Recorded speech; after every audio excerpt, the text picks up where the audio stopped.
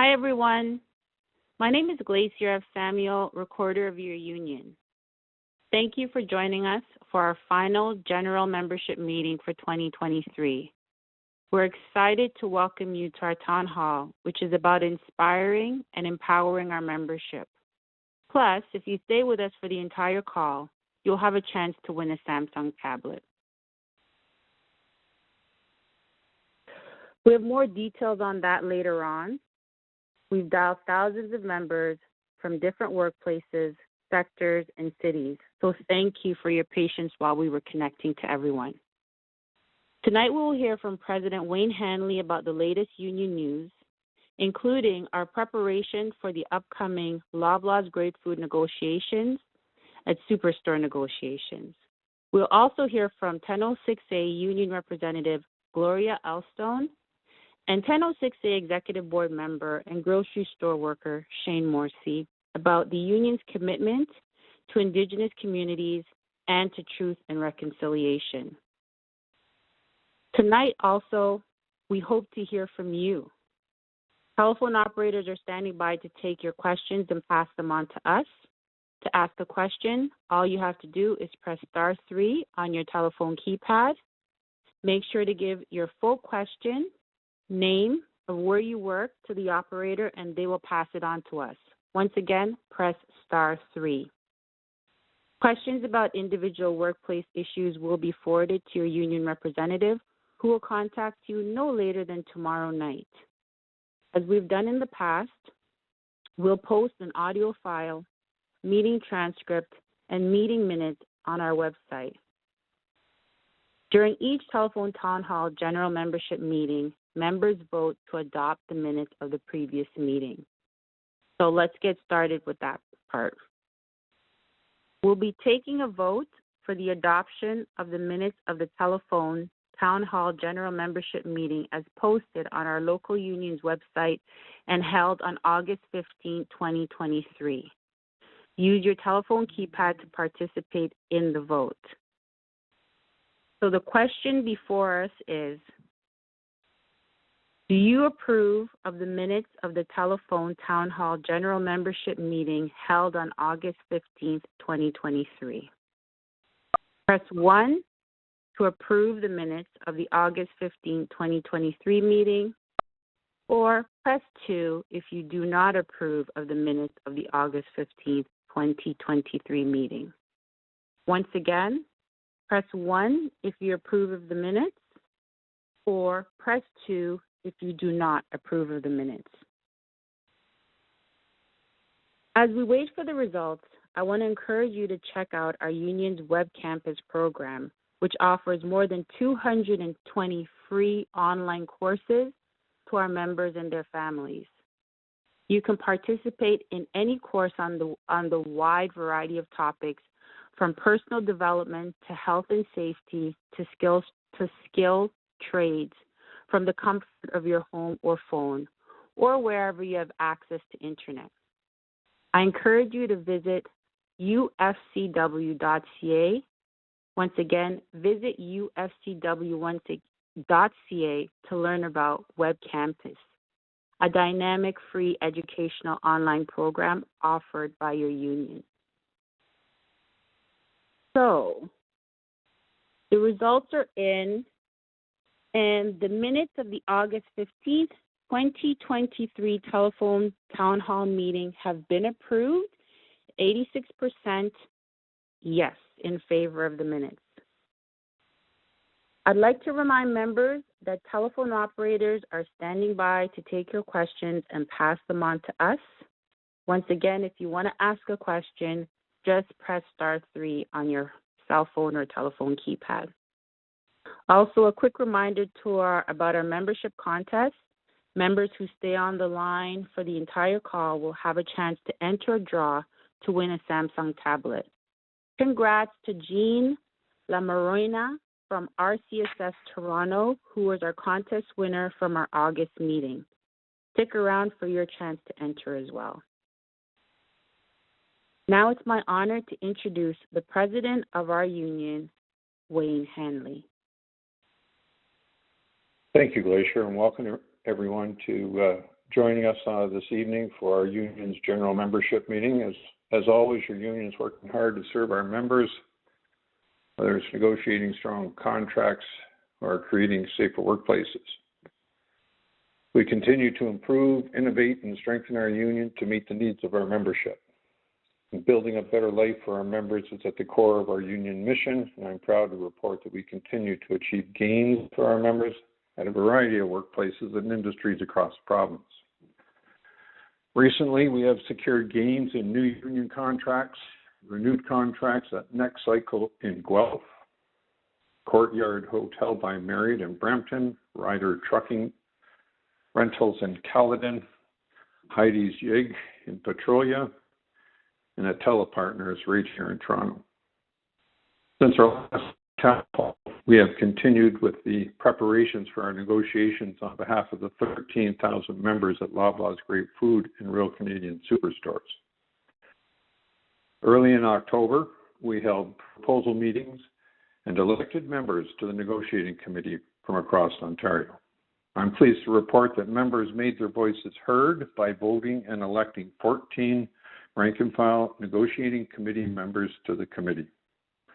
Half of those elected are part-time, and the other half are full-time. We've also ensured that we have representation from across the province. These committee members will work alongside experienced union negotiators, including union staff and executive board members from Loblaws Great Food and Superstore, to form the 1006A negotiating committee. Their goal?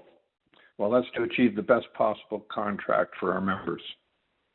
I want to thank all of our members who ran for the election to be on the negotiating committee. Our union is made stronger when our members step up and get involved. Also, thank you to everyone who attended the meetings and voted to make your voices heard. The Union Committee will be holding its first meeting this Friday, October the 20th, to discuss and prioritize the many proposals that we've received from the members and to prepare for meeting face-to-face at the bargaining table with Loblaws and RCSS. I can also report that we have recruited 2 member negotiation liaisons in each of the 60 Loblaws and RCSS stores that we represent across Ontario. With the union contract set to expire, engaging and mobilizing our membership remains a top priority. Again, thank you to all those who have stepped up to participate in the various roles. One of the issues that we'll be looking at during bargaining is dynamic scheduling and specifically shift offer and shift marketplace. This issue remains unresolved. It's an unresolved dispute. We've had multiple meetings with multiple grievances filed from across the province. Arbitration hearings have taken place in June and August, and more dates for arbitration are scheduled in March and April of next year. Currently, what's happening is Loblaws is breaching our member seniority rights to available hours through how it chose to implement shift marketplace and shift offer. Member seniority rights need to be respected and observed. Members should get access to shifts that they are entitled to. The process for shift selection must be transparent, and the process has to work for our members, and we will ensure this happens and does not violate the contract. I can also report to you that the union continues to grow in strength and size. And we now have approximately 42,000 members in 1006A, making us stronger than ever. This year's workers from Swiss Chalet in Ancaster, Contact Center Growth Corp, Organic Garage in Toronto, voted to join our union. Their victory is a testament to the determination of our new members who took actions to improve their workplaces. I'm so proud to welcome you all to our union family. Leslie Prince, Director of Organizing, joins us now to share her insight into our victories. Good evening, everyone, and thanks for having me here tonight. I am so thrilled to welcome our newest members to the UFCW Canada Local 1006A family. What an achievement to be bold enough to enact change in your workplace, and these workers were engaged, motivated, and inspiring, and I hope they negotiate all the workplace improvements they deserve. It is well established by now that union members earn better wages, have better benefits, job security, representation, access to WSIB and health and safety specialists. And UFCW Canada takes that a step further, and we also provide our members and family members access to web campus and scholarship programs, the union savings programs, and so much more. Imagine there are workers who don't even know that unions exist and how we can help. They move from one bad job to another in hopes of finding improved working conditions, and that doesn't have to be the only answer for them. We encourage anyone that is in a non-union workplace to reach out and let us support you in making your workplace a better place for not just you, but your colleagues and even those who are coming behind you. UFCW Canada Local 1006A is your access to dignity and respect at work. You have your employer when asking for things like wage increases, improved policies, better sick days, et cetera, et cetera. Our collective voices enact real change at workplaces, and our strength is our solidarity. Sure, there are always going to be barriers, but no one knows us more than our UFCW organizers. We are equipped to support workers through this process. Imagine a world where all workers felt empowered. Imagine the changes we could make, not just to individual workplaces, but to industry standards alike. Employers will always be intent on resisting unionization. And of course, why would they be? UFCW holds employers accountable. A UFCW member is not disposable. Not only stand united, stronger than ever, we won't settle and we won't back down from what we deserve. Our newest members are the best examples of this. Let's continue the great work of growing our union and making our voices even louder. Thanks so much for having me here tonight. Thank you, Leslie, and keep up the good work in the organizing department. I'm proud to report that our annual Stewards Conference last month was a great success, with over 250 1006A union activists attending from across Ontario. Our stewards are at the heart of the strong union and play a vital role in helping our members on the job, and that's why we take great pride in holding events like our annual Stewards Conference to empower activists with knowledge that they need to better help our members and build fairer workplaces. I'll ask Glacier now to share some of the feedback from the stewards who attended. Glacier? Thanks, Wayne. This is what Terry Powis, who works at Best Western Plus Mariposa Inn, had to say about the conference. I learned more about the union and about the power of the union has as a whole. With UFCW 1006A, I know we can make a difference together. Joey LeBlanc, who works at Loblaws Great Foods, said, "To me, UFCW 1006A means a group of like-minded people working together towards better treatment of society as a whole. It's great to learn about what it is to be a union steward and how to be better and more effective presence for our members." Kennedy Chu, who works at Real Canadian Superstore, said, UFCW 1006A to me is like a family. They want you to succeed for your benefit. There's no better energy and feeling than being able to share such valuable time and experience with such genuinely kind, caring, and hardworking people. Thank you, Glacier, and thank you to Terry, Joey, and Kennedy for sharing their thoughts. And thank you to those stewards who are on the line here who participate, and I encourage our stewards who didn't get a chance to attend this year to join next year when the opportunity comes up in the fall. I'm also pleased to announce that our stewards training programs will be happening again this fall in Toronto at the Union office. And it will also take place in London and Ottawa. Our local union offers a comprehensive training program to help members with and help them out with any issues that they face in the workplace. We train hundreds of stewards in the spring and plan to do the same in the following weeks of summer. On October the 24th, your union will be participating in the annual Light the Night Walk in Toronto. Together, we'll be raising awareness and funds for the Leukemia and Lymphoma Society of Canada. The walk is from 6 p.m. to 9 p.m. If you're interested in participating or donating, you can find more information on our union website or by talking to your union representative.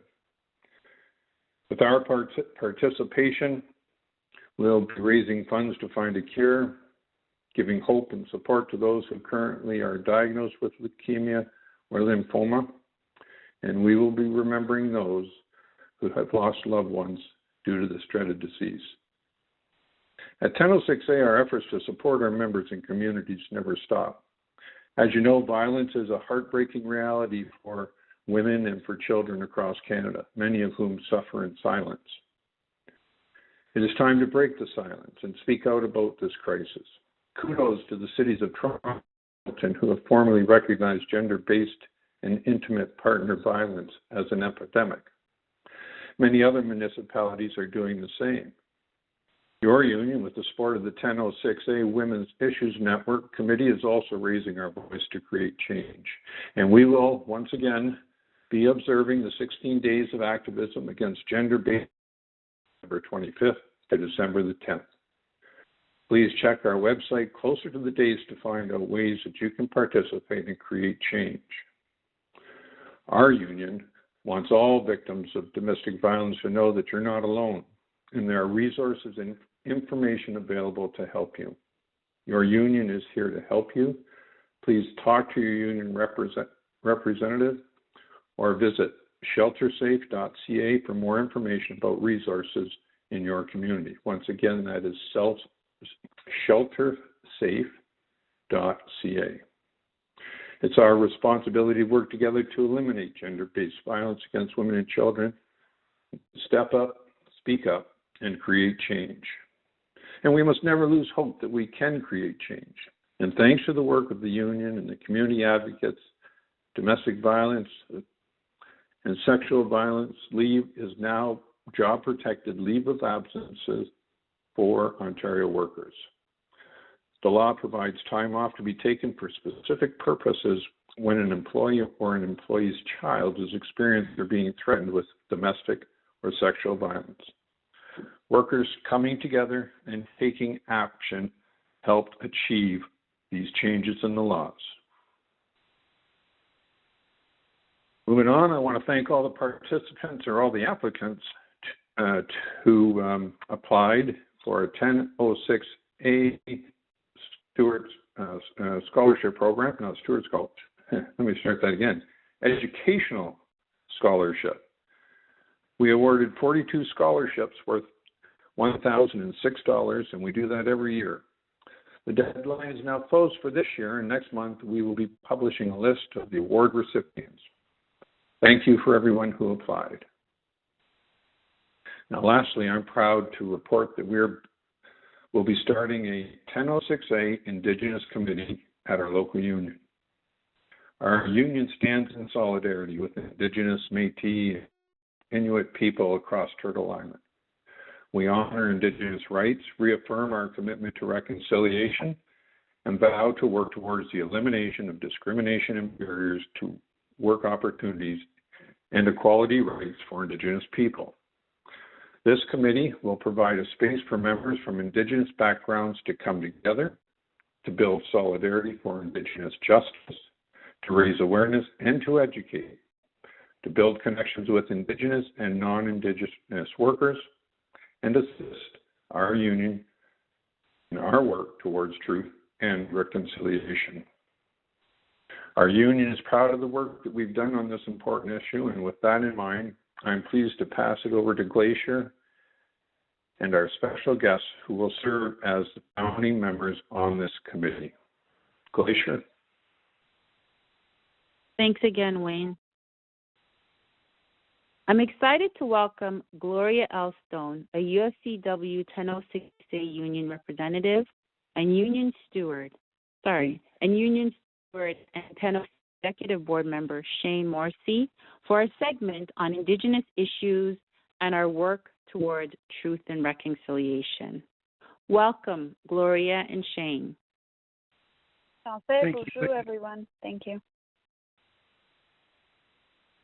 So, 1006A is proud of our committees, which include 1006 Outreach, Youth Committees, and WIN Committee. We just heard about Wayne's exciting announcement that 1006A will be starting its first Indigenous committee. What was your reaction when you heard this announcement? We'll start with you, Gloria. The announcement of the subcommittee immediately brought me so much joy. It just reminds me of how our local is so proactive in organizing solidarity within our membership, and it's a great example of reconciliation. And Shane? I am very excited to hear the great news. It's truly a great day for the Union and the Indigenous Committee.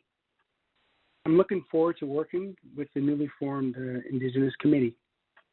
I know great things will happen and take place in our communities and in the Union.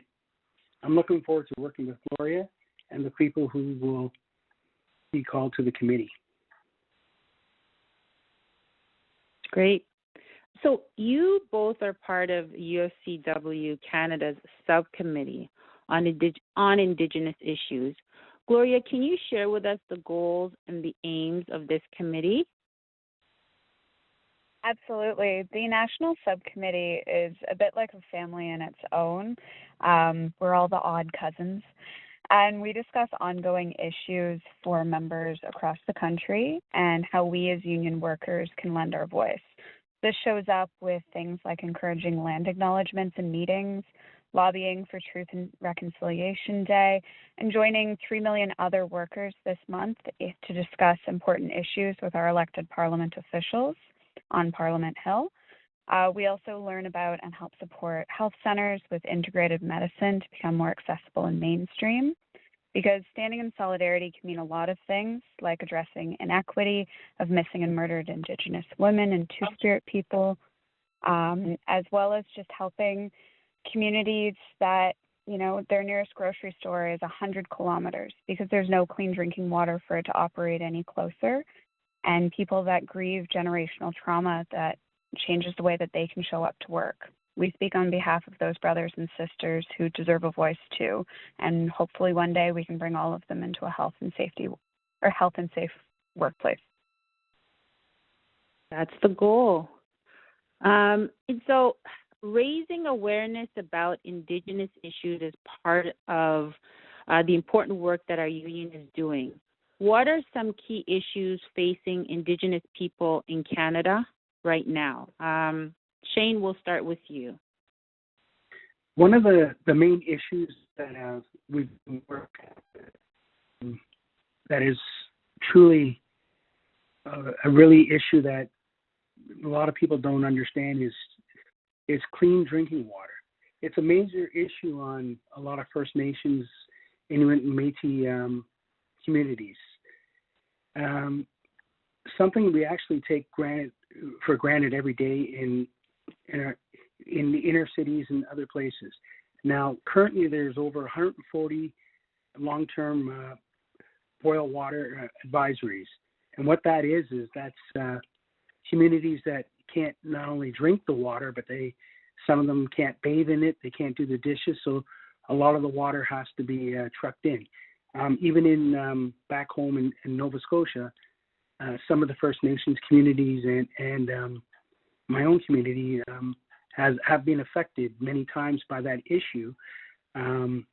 It's one of those issues that is ongoing. Now there's over 259 short-term boil water advisories, and what the difference is long-term they can't drink the water at all. Short-term, what that is they may have an issue where they can't drink the water for a short period of time and it goes away. Those are some of the issues that a lot of Canadians are shocked to hear that takes place in Canada. And some of the solutions that that need to be brought up and looked at is some of them it's the water treatment plants need to be updated or have proper people working them, and some of them is just infrastructure. They don't have pipes and other ways to transport the water to those communities, and those are just some one of the main issues that we're working on. And Gloria, what would you say are some of the key issues facing Indigenous people in Canada? So another issue is the missing and murdered Indigenous women and Two-Spirit people. This is across Canada and across North America issue, also known as MMIW. This is a violence that Indigenous women, girls, and Two-Spirit people continue to experience. It constitutes as genocide, according to the UN, and it impacts multi-generationally.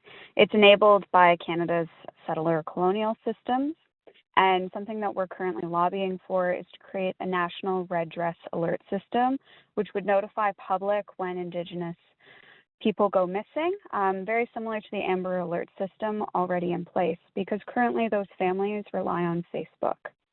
Some of our local members are already raising awareness with Red Dress Day with fantastic visuals at our office and their other workplaces. We're standing as well with the government of Manitoba to prioritize and adequately fund a search of a landfill for 2 women who were victims of a serial killer, and the police were told of the location. The PC government is actively campaigning against returning Mercedes Morayan and Morgan Harris to their loved ones. 46% of women that are Indigenous have experienced sexual assault. The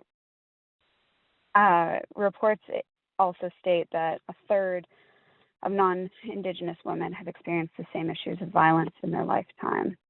Indigenous women are 12 times more likely to go missing or murdered than a non-Indigenous women. So that's definitely a key issue. Wow. I mean, just those 2 issues alone are so heartbreaking. It just, supports the need for why we need to do this work. Shane, what do you feel about the union taking an active role in advocating for Indigenous people? It's great to have the support of the union on a national level and on a local level. It's actually been a great asset to myself and it's allowed me to see the bigger picture and to see some of the challenges, but also to be able to work on some of the solutions.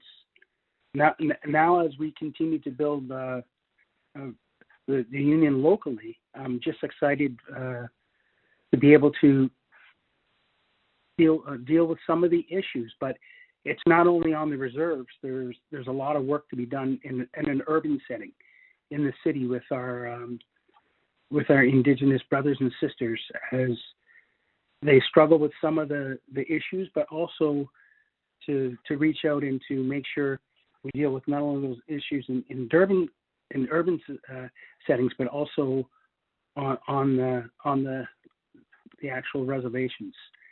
I look forward to just being part of that and also being able to be supported at a store level and on a national level has been such a great asset. Thank you, Shane. So how does your identity as a member of the Indigenous community shape you in the work you do? Gloria, let's start with you. My community taught me very early on the importance of family and community activism, with sentiments like, if we treat every person with respect and ensure they have what they need for success, we're all going to do better. It also taught me to listen closely and not be afraid to ask questions, which is something I bring with me to work every single day. Also, the first time I was ever called a steward was in my community, and that was to be a steward of the land specifically. This is a name of the First Peoples, and our unions really, like Shane said, allowed me to reconnect with my roots from the subcommittee projects as well as the ceremonies we do. And Shane, what about you? How does your identity shape your work, the work that you do? I was born and raised in Toronto, even though my mother and my family is back in Nova Scotia, and they're more connected to the community. What the union has done over the last few years, it's given me a sense of pride and given me a chance to know more about who I am and to learn about the traditions of my people and to learn about the teachings. As I've gone across Canada and met with other Indigenous peoples, and some of the teachings are very similar. It's also given me the support I need as we work together to solve problems. As I solve those problems, it's actually allowed me to understand more of what's happened in the past and how we can fix it in the future. Well said. So lastly, I want to ask you guys, can you talk about our union's campaign with the National Day Truth and Reconciliation? Gloria, do you want to go first? Absolutely. So Truth and Reconciliation Day, it's also known as Paula's Orange Shirt Day or September 30th. So this is a day not just to remember children that never made it home from residential schools. It's also not just another holiday that we're campaigning for employers to pay everyone to stay home. This is a day of remembrance, and it's an incredibly important day for Indigenous people to stand tall and to remind others that we're still here. We're not going to continue to be victims of the condoned genocide by government. We see this as an opportunity for newcomers and people that have very proudly been able to call themselves Canadian for a few generations to educate themselves on the Indigenous people of this land and use this as a national promise that it's never going to happen again. So in a lot of workplaces, there's an orange postcard, which will have a link to our website and a petition which spans all the way across the country to accept this promise and add your name, telling our political leaders and our company owners to honor our first stewards. Thank you. Shane, what about you? In the last couple of years, I've really taken more of an active role. And what I've noticed is more non-Indigenous people to support. Orange Shirt Day is really an eye-opener. The amount of people I saw this year wearing an orange shirt, learning more about just the things that have happening.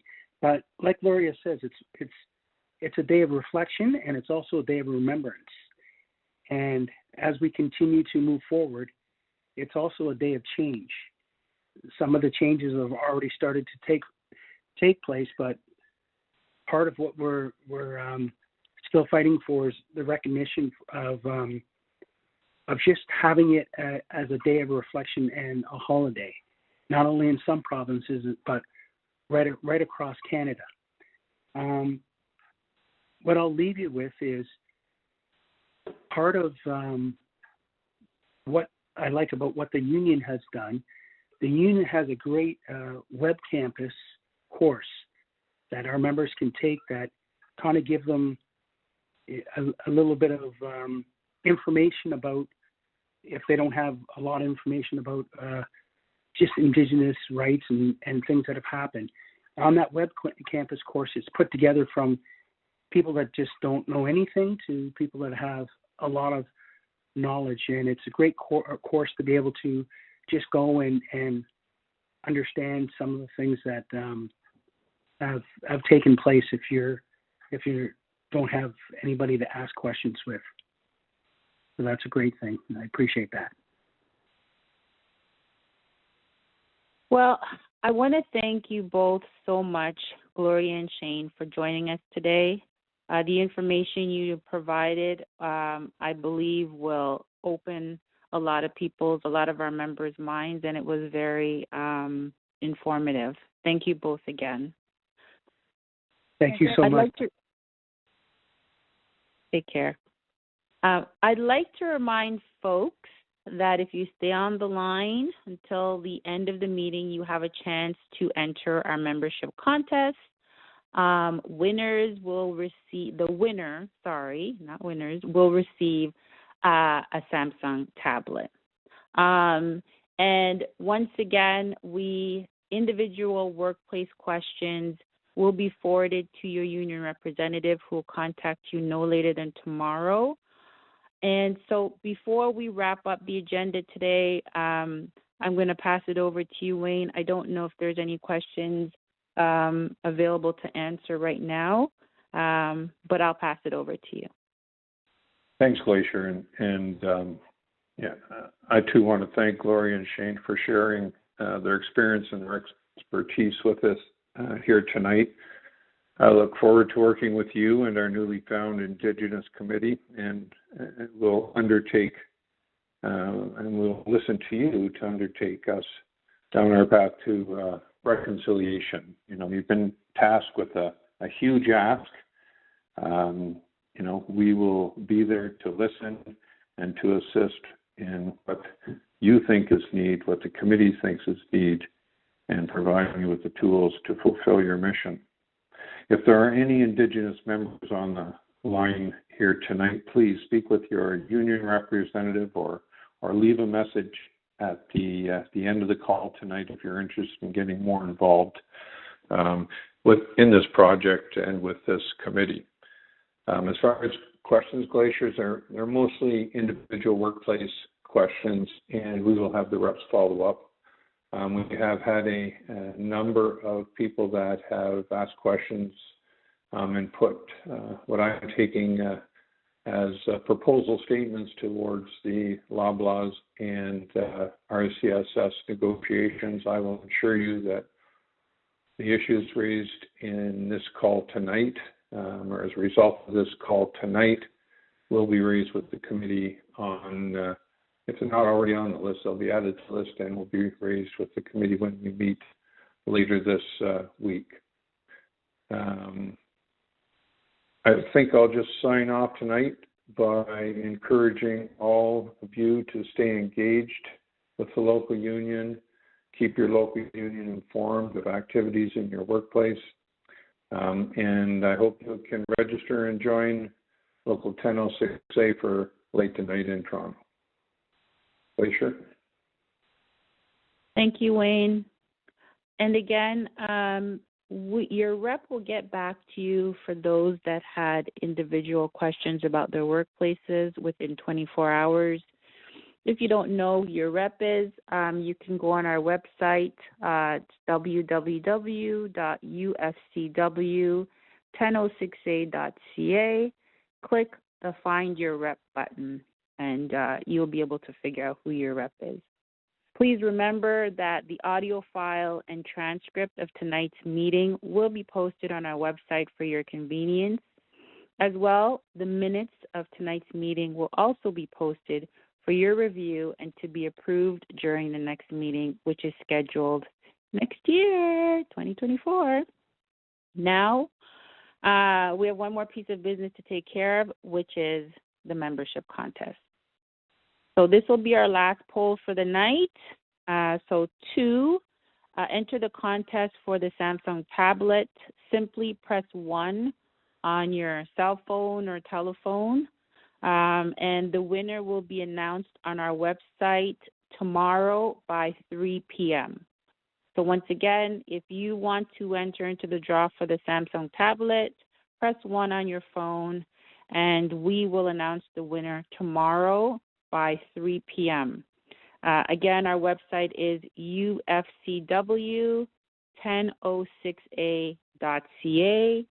That's UFCW1006A.ca. For those that would like to leave us a question or comment, please stay on the line and you can do so after. And I want to thank you all again for joining us for our last telephone town hall for 2023. And we'll see you, or you'll hear us in the new year. Have a great evening. Thank you.